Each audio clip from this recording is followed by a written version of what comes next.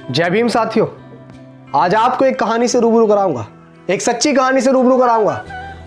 बाबा साहेब की एक सच्ची कहानी जिसको सुनकर आप सोचने पे मजबूर हो जाएंगे कि किसी व्यक्ति के अंदर इतना दिमाग कैसे हो सकता है, किसी महापुरुष के अंदर इतना दिमाग कैसे हो सकता है। मैं चाहूंगा आप इस वीडियो को पूरा देखें। जब बाबा साहेब लंदन से बैरिस्टर बनकर पहली बार भारत वापस लौटे और जब उन्होंने कोर्ट के अंदर, कचहरी के अंदर कदम रखा, तो लोगों ने, जितने भी कोर्ट के अंदर और वकील थे, सबने बाबा साहेब को देखकर यह पहचान लिया था कि ये तो वही है जो महार जाति का व्यक्ति है। और ये आज काला कोट पहनकर हमारे कचहरी के अंदर आ गया है। और बाबा साहेब वहां जाकर अपना ठिया ढूंढने लगे। सबके पास अपने अपने ठिए होते हैं बैठने के लिए।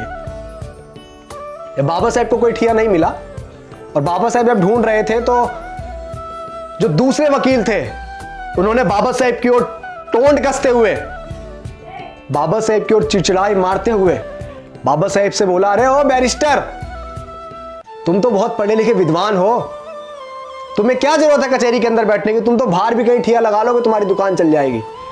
लेकिन बाबा साहेब ने उनकी उस टोंट मारने को गलत नहीं समझा। बाबा साहेब ने उस बात का बुरा नहीं माना और बाबा साहेब मुस्कुराते हुए ये बोले कि तुमने ठीक कहा। और बाबा साहेब कचहरी के बाहर एक जगह जाकर अपना ठिया बाबा साहब ने जमाया, साफ सफाई करके बाबा साहब वहां बैठ गए। मैं बहुत शॉर्ट में आपको बात बता रहा हूं, कहानी बहुत लंबी है, इतिहास के पन्नों में आप पढ़िएगा। और बाबा साहेब के पास छोटे मोटे केस आने लगे, रोजी रोटी चलती रही, हल्का फुल्का बिजनेस बढ़ा, कारोबार बढ़ा। और उसी दौरान एक सेठ और एक सेठानी का एक बेटा, जो एक लौता बेटा था, उसको फांसी की सजा बोली गई थी।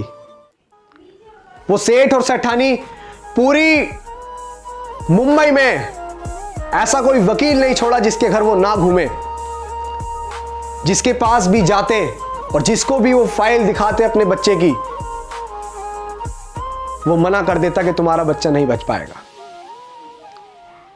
उसने बहुत पैसा खर्च कर दिया उस सेठ ने। और वो सेठ ढूंढता ढूंढता ढूंढता पूरी मुंबई को खंगालता हुआ उसी कचहरी के अंदर पहुंचा जिस कचहरी के बाहर बाबा साहेब बैठे हुए थे, हमारे मसीहा डॉक्टर भीमराव अंबेडकर बैठे हुए थे।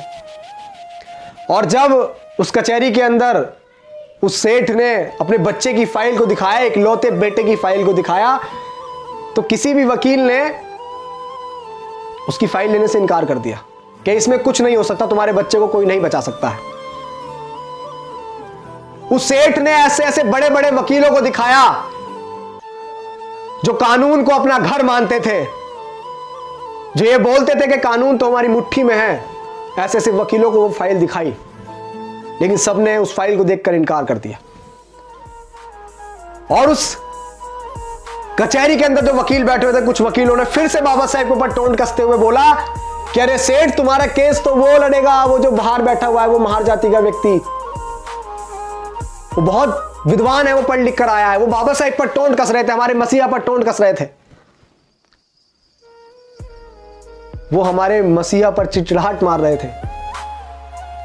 और जब, क्योंकि सेठ जो है वो मन से रो रहा था, उसे एक आशा की किरण चाहिए थी बस, क्योंकि उसका एक लौता बच्चा जिंदगी और मौत के बीच में अटका हुआ था। और जब उस सेठ ने सुना, उस वकील ने उस सेठ से बोला, तो सेठ उसकी बात मानकर वहीं पहुंच गया बाबा साहेब के पास और उसके बाबा साहेब के चरणों में जाकर वो जा लौटा और बोला कि हे बैरिस्टर, हे बाबा साहेब, मेरे बच्चे को बचा लो। तो बाबा साहेब ने बोला, सेठ उठो, मैं क्या कर सकता हूं, मैं क्या मदद करूंगा। ये फाइल तुमने किसी और व्यक्ति को, किसी और वकीलों को दिखाई होगी, उनको, उनके पास जाओ, मेरे पास क्या करने आए हो, मैं क्या करूंगा, मैं तो एक महार जाति का हूं, मैं क्या करूंगा, मैं तो नीच जाति से हूं ना। सेठ, आप बड़े बड़े वकीलों को दिखाओ।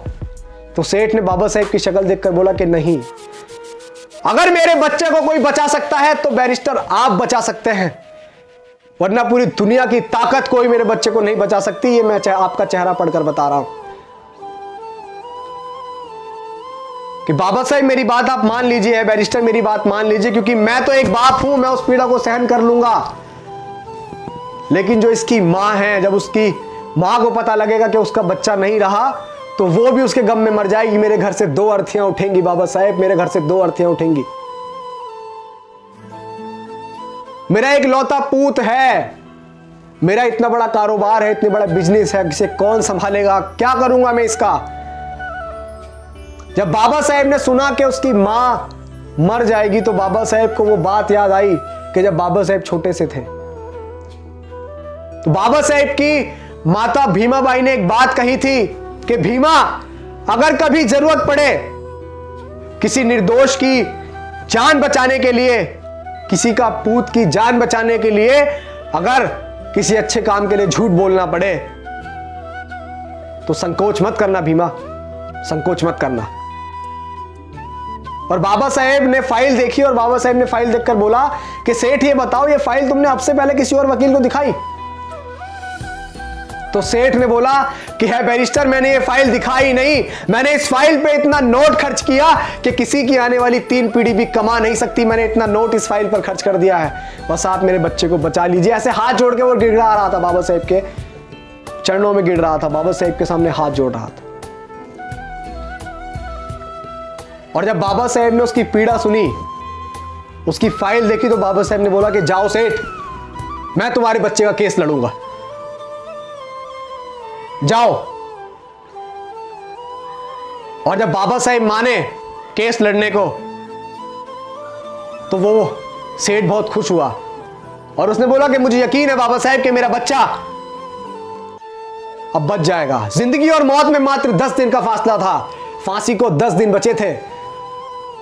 कचहरी लगी, अदालत लगी, कोर्ट लगा। आप सुनिएगा बड़े ध्यान से कि किसी व्यक्ति में इतना दिमाग कैसे हो सकता है। हम क्यों बोलते हैं कि हमारे जो मसीहा, हमारे रहबर बाबा साहेब डॉक्टर भीमराव अंबेडकर जैसा दुनिया में और कोई नहीं हो सकता। ऐसे ही नहीं बोलते हम ये बात इसीलिए बोलते हैं क्योंकि उन्होंने ऐसा करके दिखाया। उनके दिमाग की बड़े बड़े लोग दाद दिया करते थे कि किसी व्यक्ति के अंदर दिमाग कैसे हो सकता है। कोर्ट लगा, कचहरी लगी, कोर्ट के अंदर तो दोनों पक्षों के वकील आए। जब बात बोली गई तो जज ने बोला कि अंबेडकर तुम कुछ दलील देना चाहोगे? तो बाबा साहेब ने बोला कि नहीं जज साहब, अपना फैसला सुनाइए, आप, मैं कुछ नहीं कहूंगा। आप सोच रहे हैं, अब वो सेठ बड़े संकोच में था कि ये इसने तो बोला था कि मैं तुम्हारे बच्चे को बचा लूंगा और ये कोर्ट में कोई दलील भी नहीं दे रहा है। और बाबा साहेब ने बोल दिया कि जज साहब आप फैसला सुनाओ।